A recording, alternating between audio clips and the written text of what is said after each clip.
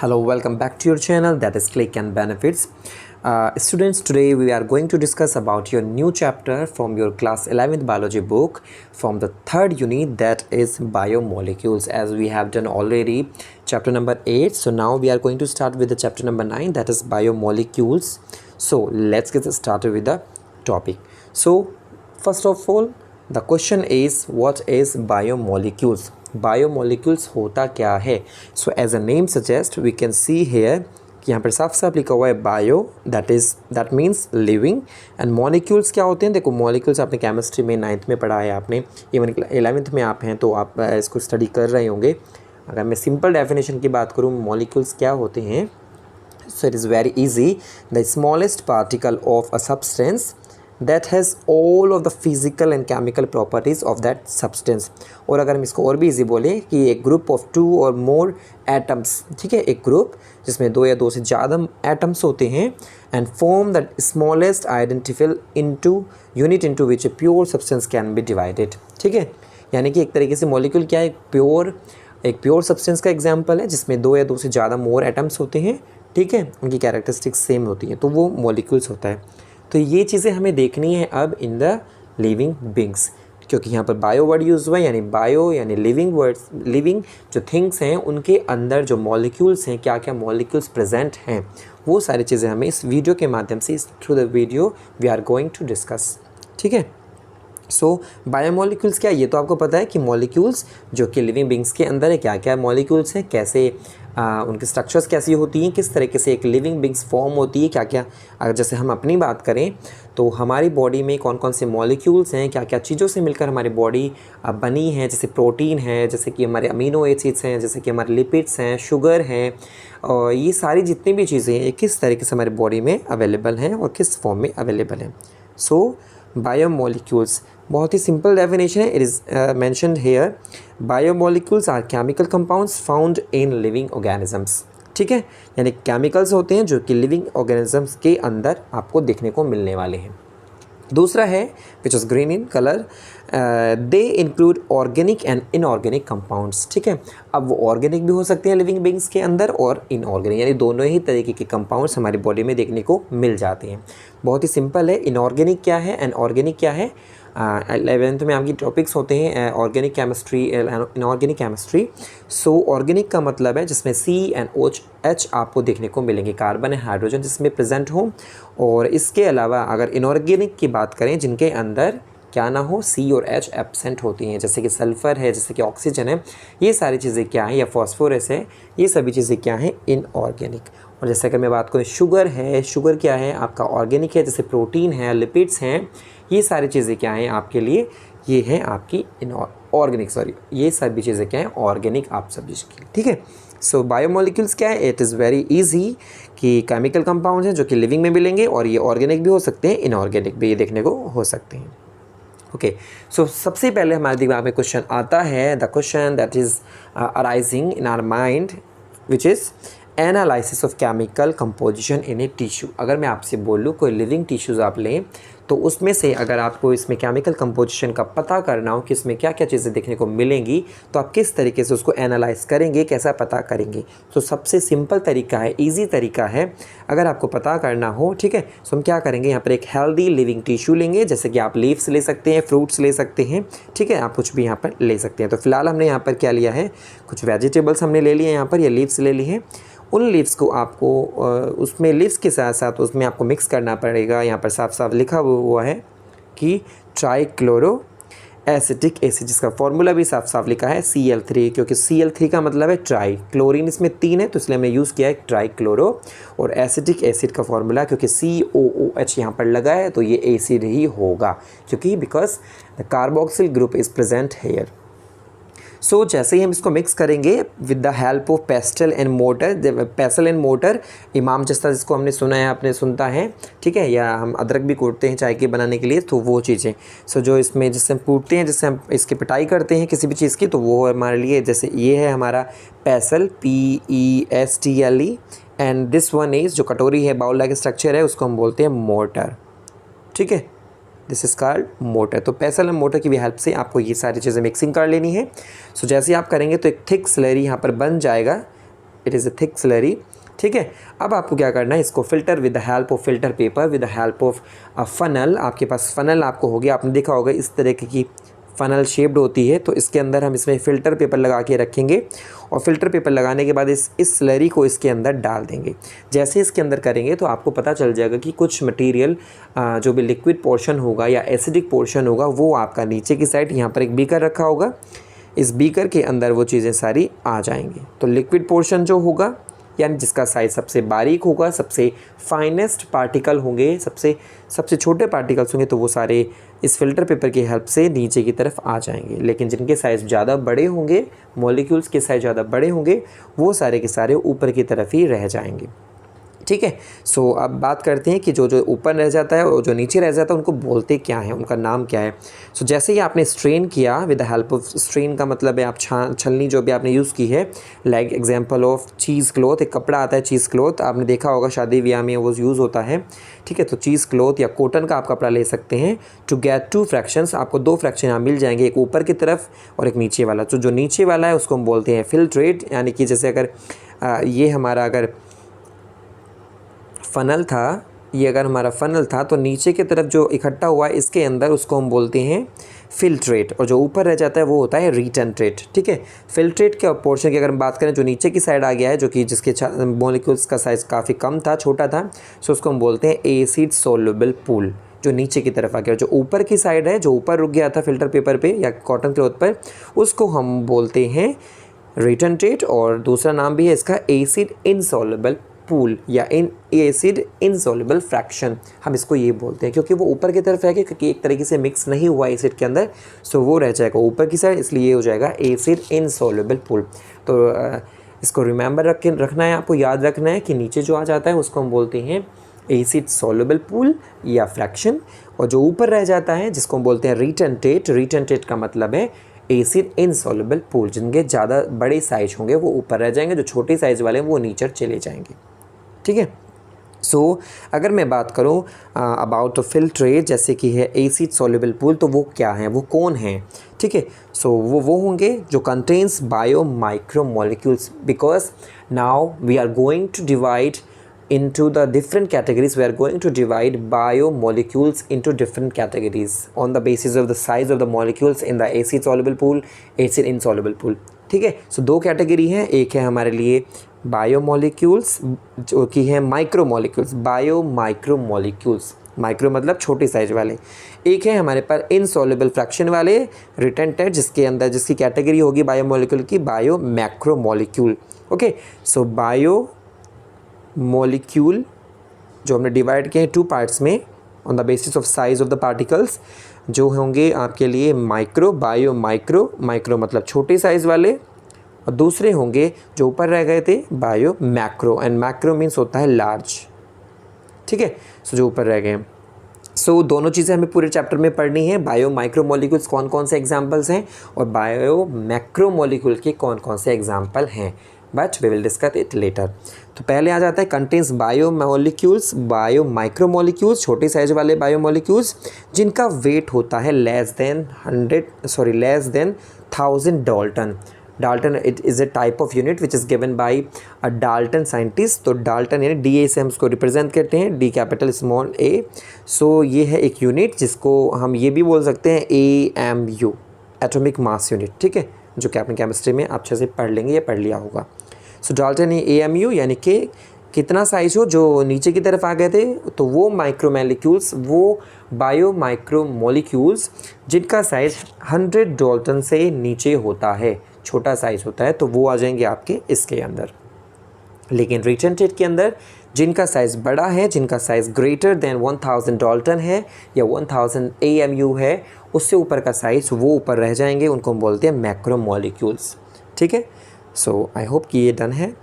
अब बात करते हैं हम, क्योंकि अभी हमने ये जो एनालिसिस किया था हमें सिर्फ ये पता चला है कि ऑर्गेनिक कंपाउंड्स क्या क्या हैं यहाँ पर। ठीक है, लेकिन अब हमें देखना पड़ेगा कि क्योंकि हमने बात किया था लिविंग बींग्स के अंदर तो ऑर्गेनिक भी होती हैं एंड इनऑर्गेनिक भी। सो फिलहाल हमें जो पीछे देखा उसमें हमें ऑर्गेनिक चीज़ों का पता चला है फिलहाल। ठीक है, वो भी हम बात करने वाले हैं कि ऑर्गेनिक क्या क्या है, जैसे प्रोटीन है, लिपिड्स हैं, अमीनो एसिड्स हैं, DNA यानी न्यूक्लिक एसिड, RNA, ये चीज़ें होती हैं।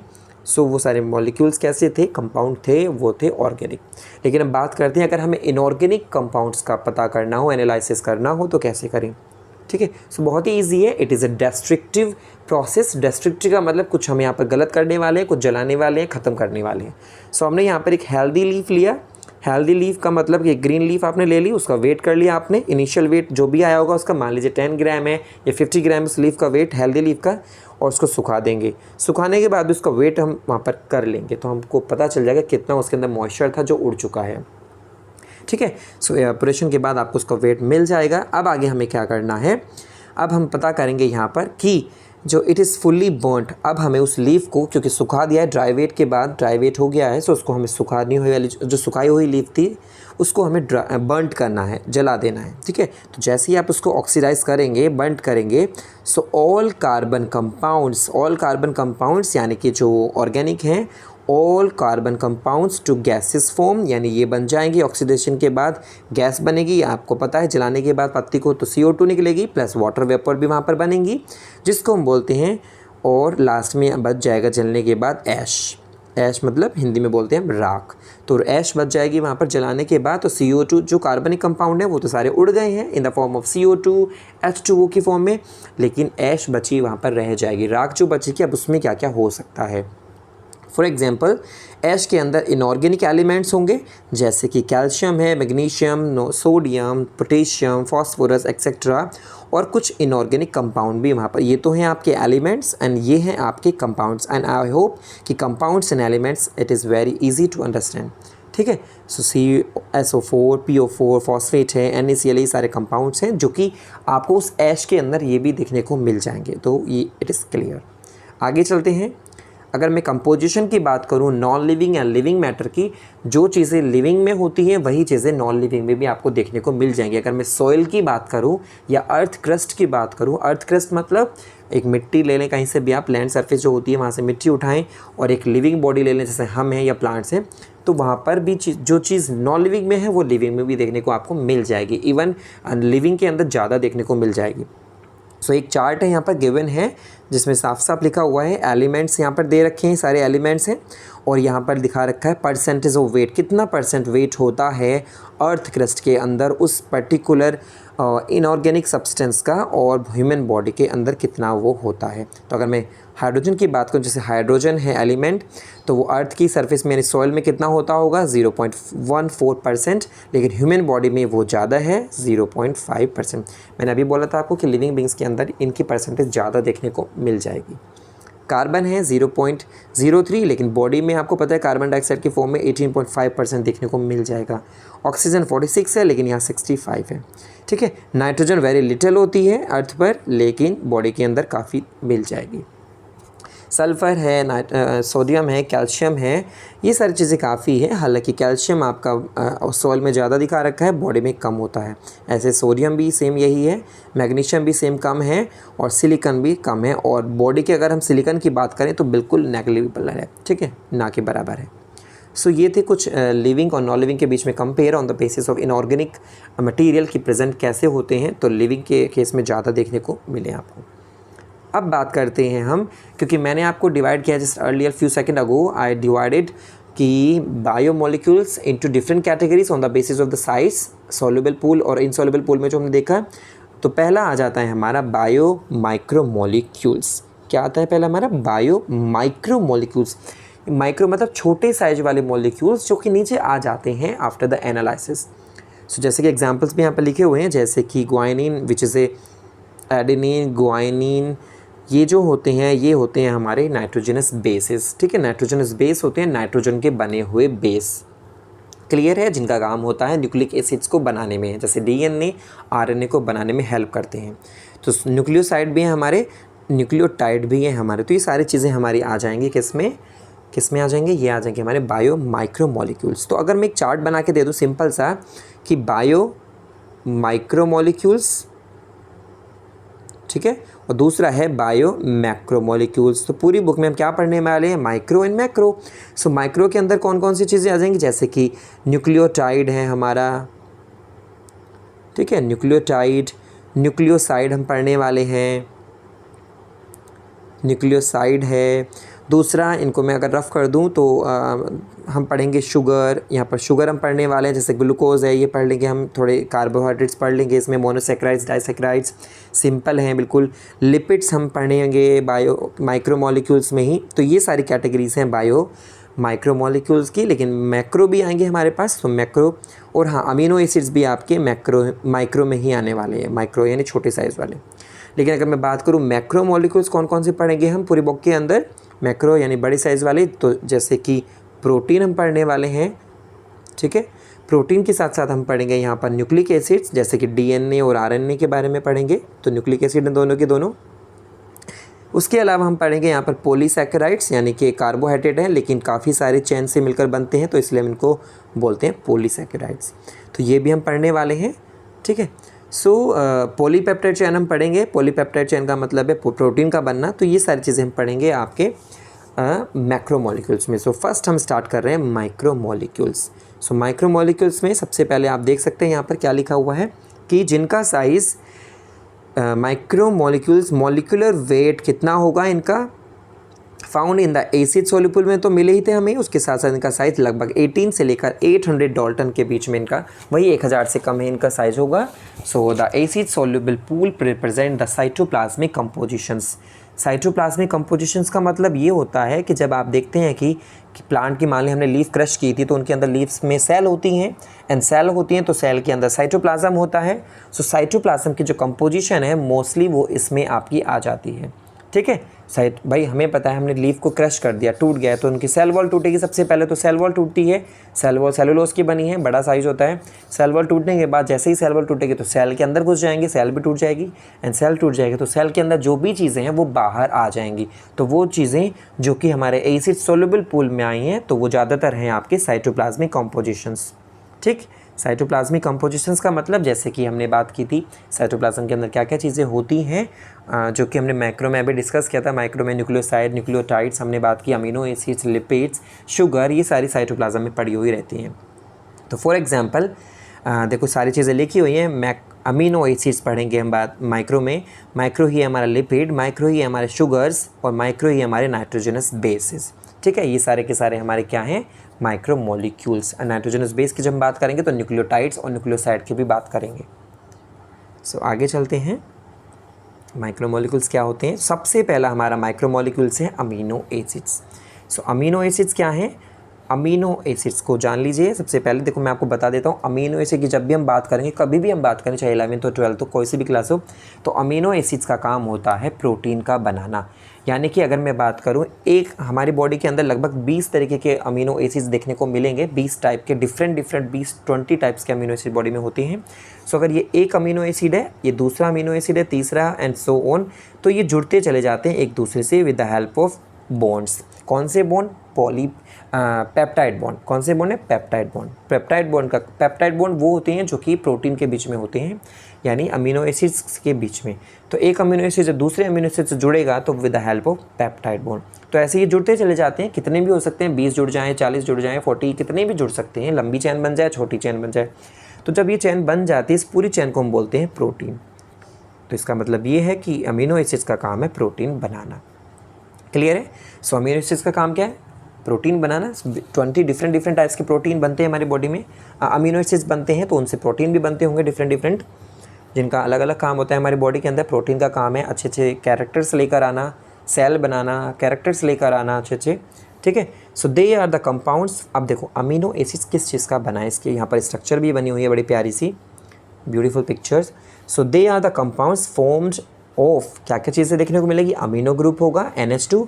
जब भी NH2 लग जाता है इसको हम अमीनो ग्रुप ही बोलते हैं। सो अमीनो ग्रुप आपको देखने को मिलेगा, ये रहा आपका अमीनो ग्रुप NH2, 2 H इसमें।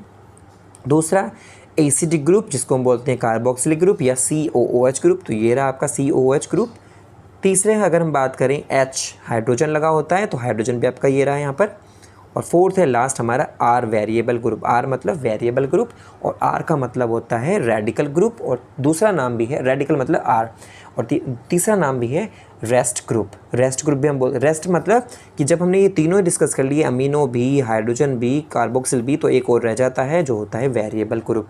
ठीक है। सो वेरिएबल ग्रुप इसलिए बोल रहे हैं क्योंकि वेरी करता है डिफरेंट अमीनो एसिड्स में। अगर एक अमीनो एसिड तो हो सकता है यहाँ पर आर की जगह, आर मतलब वेरिएबल है, ये कुछ भी हो सकता है। आर का मतलब ये नहीं कि आर ही लिखा मिलेगा आपको हर अमीनो एसिड में, आर मीन्स वेरिएबल, यानी ये तो तीनों कोई सा भी देखो 20 तरीके के अमीनो एसिड्स होते हैं बॉडी में, तो हर एक अमीनो एसिड में ये चीज़ें तो सभी में ही मिलने वाली हैं, लेकिन ये सभी में अलग अलग मिलेगा, इसलिए हम इसको बोलते हैं आर अमीनो ग्रुप। ठीक है। तो बॉडी के अंदर जितने भी अमीनो एसिड्स हैं 20 डिफरेंट अमीनो एसिड जो हैं, सबके अंदर ये तीनों चीज़ तो सेम है, लेकिन आर अलग अलग देखने को मिलेगा। तो R is a variable group, यानी डिफरेंट ग्रुप, अलग अलग होंगे। ठीक है। सो यहाँ पर लिखा भी है NH2 and COH are attached to the same carbon atom, जिसको हम बोलते हैं अल्फा कार्बन। अब अल्फा क्यों बोल रहे हैं? क्योंकि एक ही कार्बन है और इसी कार्बन से सारी चीज़ें जुड़ी हुई हैं, ये भी है, हाइड्रोजन भी है, NH2 भी है और वेरिएबल ग्रुप भी। तो अगर एक ही कार्बन है और इसी से सब जुड़ते चले जाएं, वो अल्फा कार्बन। अगर बीटा कार्बन की बात तब होती है जब हम क्या करते हैं कि एक C फिर दूसरा C, तो इससे तो NH2 जुड़ गया है, इससे COH जुड़ गया, इससे H जुड़ गया, इससे हमारा वेरिएबल ग्रुप जुड़ गया। तो देखो 2 कार्बन है, अलग अलग कार्बन है, तो इसको हम बोल देंगे अल्फ़ा, इसको हम बोल देंगे बीटा कार्बन। तो फिलहाल हमने सिर्फ हमारी बुक में क्या है, सिर्फ अल्फ़ा अमीनो एसिड्स हैं। अल्फ़ा अमीनो एसिड्स का मतलब होता है सिर्फ एक ही कार्बन, और एक ही कार्बन से सारे के सारे जितने भी ग्रुप्स हैं डिफरेंट हमारे अमीनो एसिड्स में, ये सारे अमीनो एसिड्स के अंदर देखने को मिलते हैं। तो ये एक ही कार्बन से चिपके हुए होते हैं। तो देखो यहाँ पर एक ही कार्बन है और बाकी सारी चीज़ें इससे ही चिपक गई हैं। अब बीटा होते तो 2 कार्बन होते, गामा होते तो 3 कार्बन होते, तो डिफरेंट कार्बन्स मिले। लेकिन फ़िलहाल हम पढ़ेंगे अमीनो एसिड, वो भी alpha. So NH2 and COH बिल्कुल अटैच होते हैं C से, तो इसको हम बोलते हैं अल्फ़ा अमीनो एसिड्स। लेकिन अगर मैं बात करूँ नेक्स्ट की, जो कि है हमारा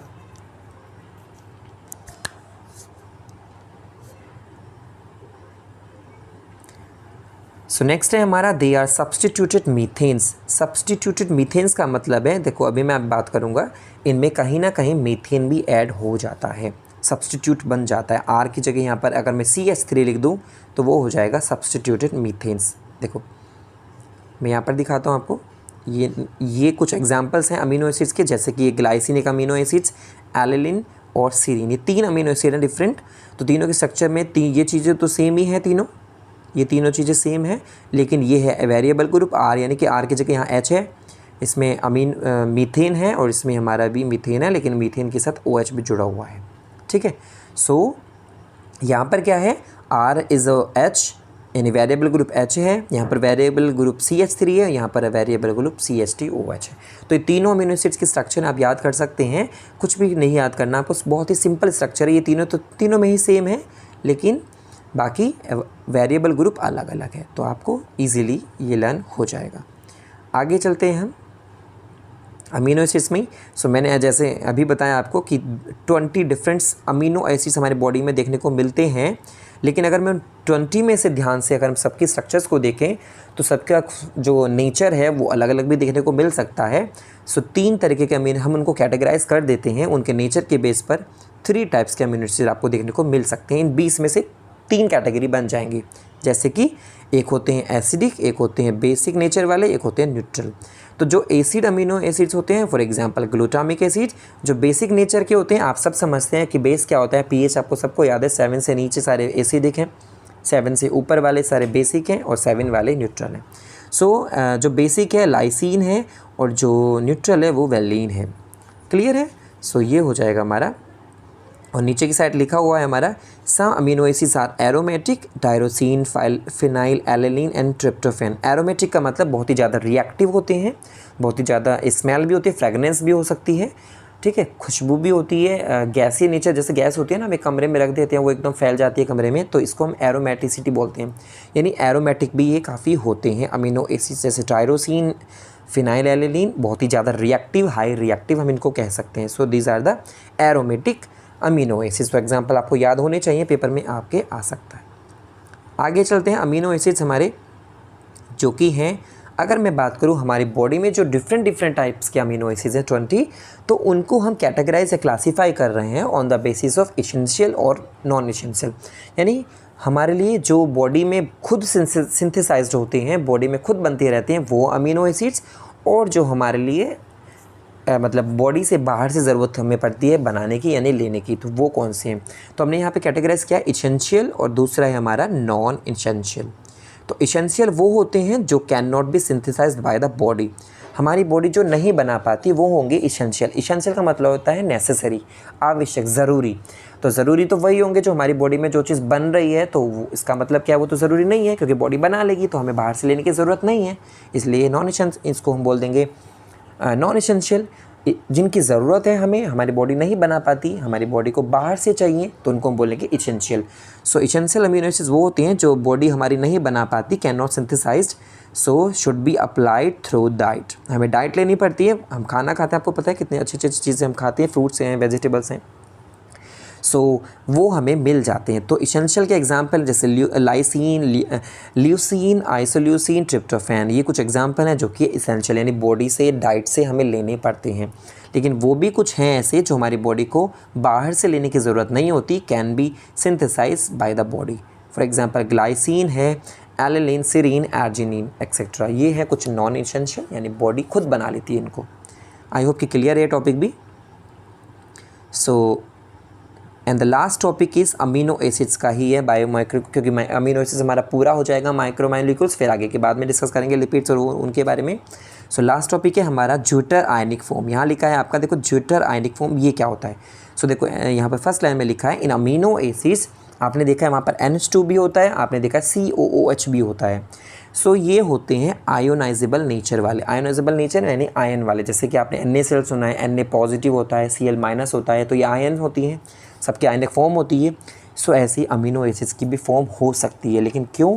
due to the presence of NH2 amino group और कार्बोक्सिल यानी एसिडिक ग्रुप, इसकी वजह से। So the structure of amino acid changes in solution of different pH। अगर मैं डिफरेंट pH में इनको लेकर जाता हूँ, या मैं किसी अमीनो एसिड्स को मैं एसिडिक में डालता हूँ, तो और किसी अमीनो एसिड्स को मैं बेसिक वाले सॉल्यूशन में डालूँ, या किसी अमीनो एसिड्स को मैं एक्वस सॉल्यूशन में डालूँ, तो उनकी फॉर्म्स कैसी हो जाएंगी। तो अगर फॉर एग्जांपल अगर मैंने कोई भी एक अमीनो एसिड लिया, ठीक है, कोई भी एक अगर मैंने अमीनो एसिड लिया, मान लीजिए मैंने एक अमीनो एसिड लिया मैंने, और उसको मैंने प्लस कर दिया यानी एक्वस सॉल्यूशन में इसको डाल दिया। एक्वस मतलब लिक्विड यानी वाटर वाला पोर्शन। एक्वस सॉल्यूशन क्या होते हैं? एक्वस सॉल्यूशन का मतलब है वाटर, और वाटर में कुछ भी कोई मिक्स है, जैसे सोडियम मिक्स है, सोडियम क्लोराइड मिक्स है, चीनी मिक्स है, कुछ भी मिक्स है, मतलब पानी में कुछ मिक्स है, दैट मीन्स एक्वस सॉल्यूशन। सो मैंने एक्वस सॉल्यूशन के अंदर किसी भी अमीनो एसिड्स को अगर मैं मिक्स करता हूँ, डालता हूँ, तो क्या होगा? तो वहाँ पर क्या होगा, ये एक अमीनो एसिड है, ठीक है। सो जैसे ही मैंने अमीनो एसिड्स को मैंने उसमें डाल दिया, ठीक है, तो होगा क्या, वहाँ पर फॉर्म्स बन जाएंगी, कुछ फॉर्म्स बन जाएंगे, जैसे NH3। तो ये जो H है, ये जो H है, ये निकल के ऐड हो जाएगा इसमें, ठीक है, यानी NH2 पर, NH2 की जगह हो जाएंगे NH3। तो जैसे ही इसको हमने एक्वस सॉल्यूशन में डाला, तो आप ये इस फिगर में देख सकते हैं, इसमें क्या लिखा है, NH3, ठीक, और यहाँ लिखा है COOH। समझ में आ रहा होगा आपको कि NH3 और COOH का मतलब क्या है। दूसरा यहाँ पर दिखा रखा है, यहाँ पर COO माइनस है, यहाँ से H गायब हो गया है, और यहाँ से H, यहाँ पर H ऐड हो गया है। तो ये डिफरेंट है, मतलब हमें ये देखना है कि अमीनो एसिड्स डिफरेंट pH पर जाकर डिफरेंट स्ट्रक्चर शो करते हैं, यानी कि वो आयोनाइज्ड हो जाते हैं, ठीक है। हो सकता है कि वो ऐसे सॉल्यूशन में चला गया हो जहाँ पर NH2 की जगह NH3 हो गए, यानी H आयन बढ़ गए, वहाँ पर प्रोटॉन बढ़ गए, वहाँ पर हो सकता है वो ऐसे सॉल्यूशन में चला जाए जहाँ पर वहाँ पर जो एसिडिक नेचर था हमारा, वहाँ से एक H कम हो गया, वो H निकल गया, ठीक है। तो इस बेस पर क्या हो रहा है, हमारे जो अमीनो एसिड्स हैं, both NH2 and COOH are ionized, वो आयोनाइज्ड हो जाते हैं। इस फॉर्म को हम बोलते हैं ज्यूटराइन या ज्यूटराइनिक फॉर्म। देखो ज्यूटराइनिक फॉर्म में क्या दिख रहा है, यहाँ पर NH2 एंड H बढ़ गया है, यहाँ पर इंक्रीज़ हो गया, और यहाँ पर COOH, H यहाँ से एक गायब हो गया, तो ये माइनस में शो कर रहा है और ये प्लस में, ठीक है। सो ज्यूटराइनिक फॉर्म क्या है, जब अमीनो एसिड्स का NH2 और COOH group ionisable nature show करे। अब वो कब शो करेगा, जब स्ट्रक्चर जो उनकी अमीनो एसिड्स की चेंज हो जाएगी डिफरेंट pH पर जाने के बाद। डिफरेंट pH का मतलब कि एक बार अगर हम उसको एसिड में रखें, अमीनो एसिड को एसिडिक नेचर में रखें, तो क्या होगा, तो उसकी ज्यूटराइनिक फॉर्म हो जाएगी। एक बार हम उसको OH में रखें, यानी हम उसमें बेसिक वाले सॉल्यूशन में रखें, तो बेस वाले सॉल्यूशन में जाके उनकी चेंज हो जाएगी। तो जब एसिड में रखते हैं तो हो सकता है इसकी चेंज हो जाए, जब OH यानी बेसिक में रखें तो इसकी चेंज हो जाएगी, आयोनाइज नेचर हो जाएंगे, तो इसको हम बोलते हैं ड्यूटेरायनिक फॉर्म। तो अमीनो एसिड डिफरेंट pH पर जाने के बाद अपने आप को एज आयन की फॉर्म में शो करने लगते हैं, तो ऐसी फॉर्म को हम बोलते हैं ड्यूटेरायनिक फॉर्म। सो आई होप कि ये आपको क्लियर हो चुका है ड्यूटेरायनिक फॉर्म क्या होती है। ड्यूटेरायनिक form due to the presence of NH2 and COH group की वजह से होती है, क्योंकि ये अपना नेचर चेंज करने लगते हैं। जब ये एसिडिक में जाते हैं तो चेंज हो जाते हैं, जब ये बेस में जाते हैं तो ये चेंज हो जाते हैं। न्यूट्रल पे जाके इनमें कोई भी इफेक्ट नहीं पड़ता। क्लियर है? सो इसको हम बोलते हैं ड्यूटेरायनिक फॉर्म। सो आई होप कि it is done. Amino acids micromolecule था, ये भी हमारा डन हो चुका है। अब जो रिमेनिंग है, जैसे कि शुगर है, सिंपल शुगर है, जैसे ग्लूकोज है, ये सारी चीज़ें बाद में पढ़ेंगे। जैसे लिपिड्स हैं, ये सारी चीज़ें आने वाली हैं। फिलहाल आपका अमीनो एसिड्स बायोमाइक्रोमोलिक्यूल्स का हो चुका है कंप्लीट। सो अगर अच्छी लगती है वीडियो आप शेयर कर सकते हैं। Thank you so much.